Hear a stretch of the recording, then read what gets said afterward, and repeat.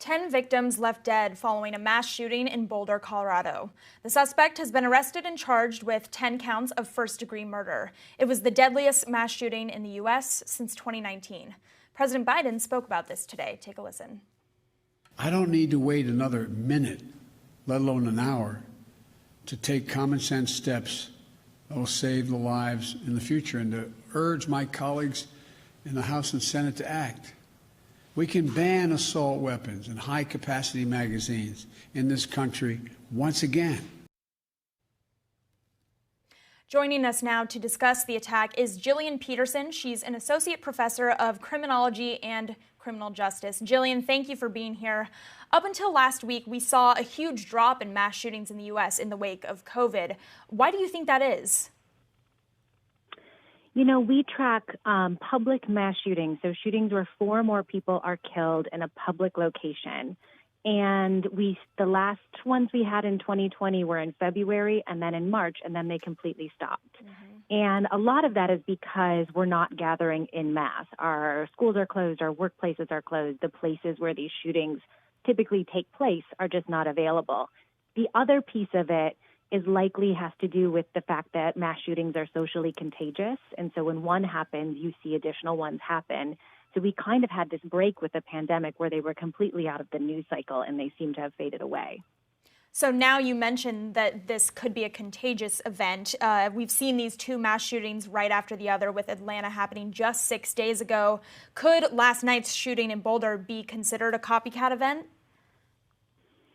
You know, we won't know for sure until that perpetrator is interviewed and we have some sense if they paid attention to the Atlanta shooting.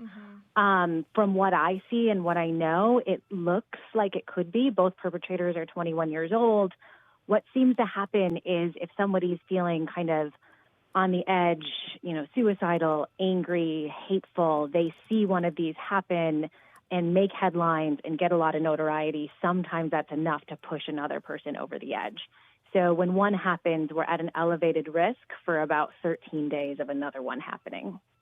Right, and you mentioned suicide, and I know that while mass shootings have dropped, gun violence has increased over the past year. What do you think is one thing that officials could be doing to curb gun violence as we start to move out of this pandemic and people are gathering more frequently together?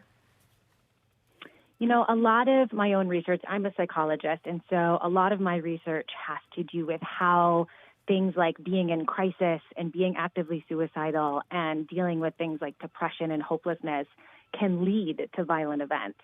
And so as we reopen our spaces, the more we can be doing to be on the lookout for signs of crisis, to have suicide prevention protocols in place, students and coworkers to see how they're doing, I think the better in terms of preventing future violence. Jillian, I'm so glad that you mentioned the importance of checking in on each other during this time. And I know that you have spent a lot of your career researching the psychology of convicted murderers. What do you think that the effects of this past year in living in isolation could do to affect gun violence as we move forward? You know, I think what we've seen during the pandemic is surges in certain forms of gun violence. So things like domestic violence and retaliatory sort of urban gun violence have been on the rise, largely due to things like unemployment, gun sales are up, increased stress.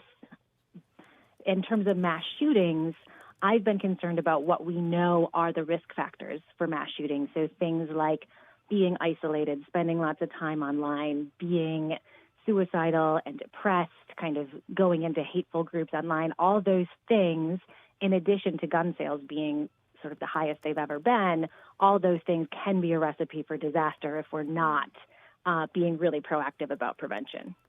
So Jillian, mentioning, time online as a big contributor to this, which of course has been happening a lot over the past year, how concerned are you that the cycle of nonviolent events like this is very unfortunately coming to an end as we've seen these 2 events happen right on top of each other over the past 6 days? Yeah, I mean, it is concerning, but I think the big thing for me is that we're not helpless in this, that there are things that we can do as institutions, as policymakers, and even as individuals, and just kind of reaching out and checking on people when we see that something may be off.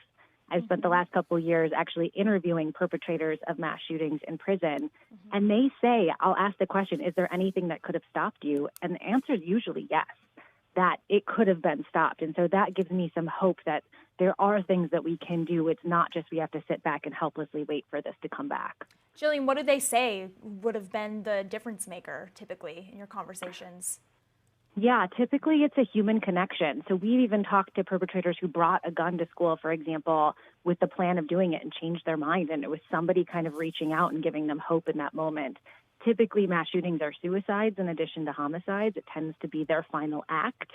And so if you can sort of push the person through that moment and connect them with somebody with hope, with resources, it's oftentimes enough to get them off that path.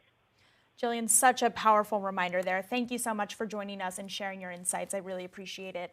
And I should also mention that Michael R. Bloomberg, founder and owner of Bloomberg LP, also founded Everytown for Gun Safety, which is a gun violence prevention group. Bloomberg LP, the parent company of Quick Take.